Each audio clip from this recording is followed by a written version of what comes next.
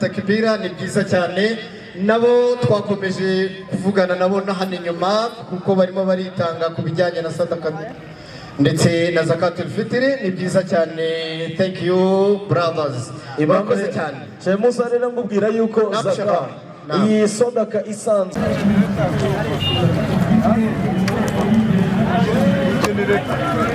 bari kuyikoresha kumva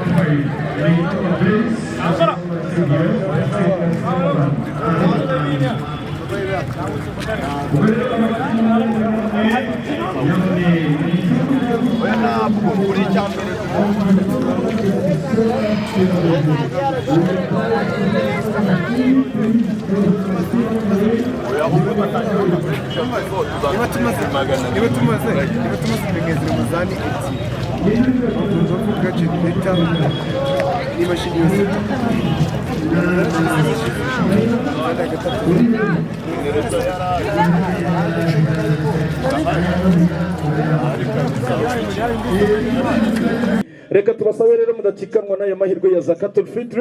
Don't lose the chance for zakat al-Fitr charity. So please take your phone if you have money for soft 055. This code is for zakat al-Fitr charity. And this charity, as usual, as a sadaqah, you have to use this code 449960. The Imam is around. The Imam is around. Allahu Akbar. Allah. La ilaha illallah. Allahu Akbar. Allahu Akbar. Aho aryamye ndetse tunabasabira kuba aho bari bagira iruhuko ryiza.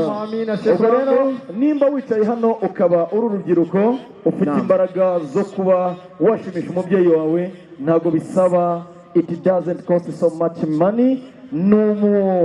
Just n'umuhate gusa no kumva ko ari ngombwa kugomba batangira imiryango yabo, imiryango ya Ibrahim mu Rwanda, Imana ikomeze barinda aho baryamye, ndetse n'imiryango ya Pachu Kasim Musa na Aziz Musa mu bikorwa byose dukora. Allahumma amina. Sheikh wangu ihangane kuguca mu jambo, ndi hano iruhande rw'abasilamu kazi batangiye kwitanga, batangira abantu babo bitabye Imana abarishimire. Rero Musa, ikintu ugomba kumenya, abayisilamu bagomba kumva by'umwihariko abafite urugo n'umuryango burya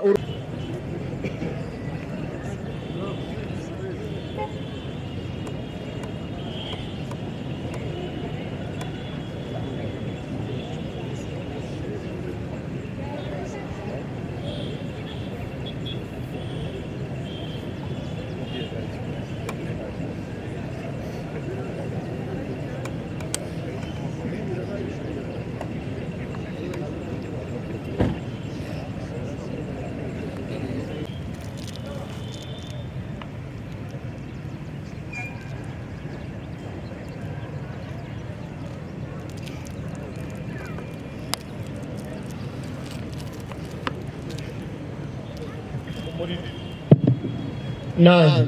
الله أكبر. الله أكبر. الله أكبر. لا إله إلا الله. maze batwereke aho turi busase imisara yacu. Nyabuneka tujye tugerageza abadafite imisara rwose mujye mwihangana muzane imisara, ubundi nta musilamu wakagombye kuba mu rugo adafite umusara. Abantu batangiye bakomeza kwitanga, bari gutangira ababo, abandi batangiye ababyeyi babo, Mzee Kasimu Mungu amurehemu na Nebiza Abubakar Mungu wa Mzee Kasimu ndetse n'ababyeyi babo, Allah akomeze abarinde. n'abamama n'ukarere babatangiye bizazane na mama Fasili abose abamuryango natwe dusarere n'abashoboye mbonye rwose umuvyeyi utanze muzikundira kwaha Allah reka dutangirane n'ubwiza n'uko twabitoza n'inama Muhammad sallallahu alaihi wasallam murekere dusare uyu munsi dusari ariko tunizigama ibyiza tuzasanga ejo ku munsi w'imperuka.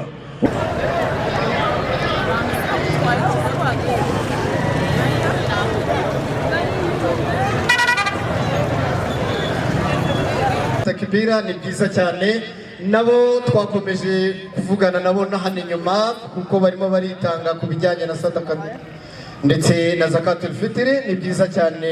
Thank you brothers, ibakoze cyane. Sheikh Musa rero ngubwira yuko zaka iyi sadaka isanzwe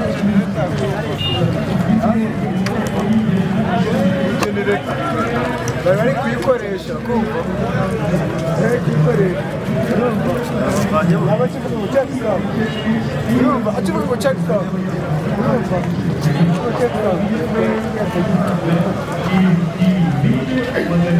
bakira bakasi ukuntu byageze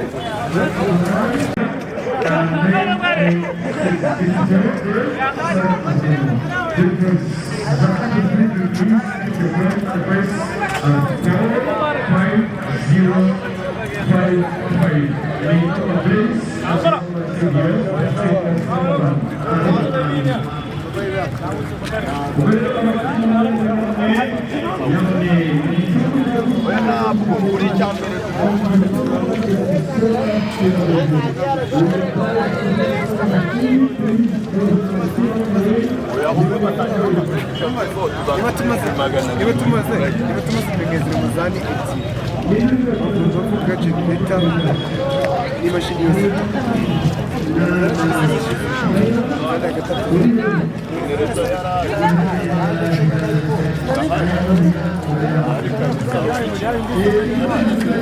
reka tubasabe rero mudacikanwa n'ayo mahirwe ya zakatul fitri. Don't lose the chance for zakatul fitri charity, so please take your phone if you have money for soft 055. This code is for zakatul fitri charity, and this charity as usual as a sadaqah you have to use this code 449960. The Imam is around. Allahu Akbar. Allahu La ilaha illallah. Allahu Akbar. Allahu Akbar. Aho aryamye ndetse tunabasabira kuba aho bari bagira iruhuko ryiza. Ubwo rero nimba wicaye hano ukaba uri urubyiruko ufite imbaraga zo kuba washimisha umubyeyi wawe, ntago bisaba, it doesn't cost so much money, just n'umuhate gusa no kumva ko ari ngombwa kugomba batangira imiryango yabo, imiryango ya Ibrahim Rwanda, Imana ikomeze ibarinda aho baryamye, ndetse n'imiryango ya Pacu Kasim Musa na Aziz Musa.